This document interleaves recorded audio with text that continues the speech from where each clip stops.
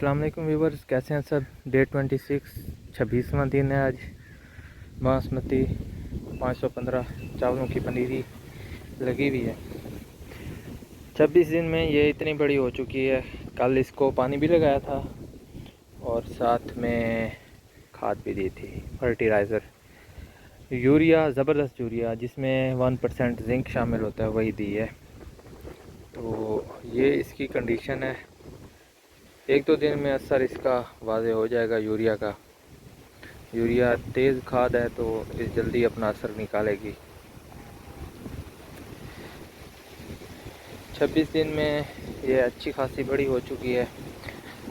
اگر آپ چینل پہ نئے ہیں تو اسے سبسکرائب کر لیں، ویڈیو کو لائک اور شیئر بھی کر لیں۔ اچھا جی، یہ میں آپ کو دکھا دیتا ہوں کہ 26 دن میں اس کی گروتھ کتنی ہو چکی ہے۔ یہ دیکھیں، اتنی گروتھ کر چکا ہے 26 دنوں میں۔ پانی ہے تو پانی کی وجہ سے زمین میں تو موبائل کو اب نہیں رکھ سکتا، جس وقت سوکھا ہوا ہوتا ہے تب زمین میں بھی رکھ کے دیکھ لیتے ہیں۔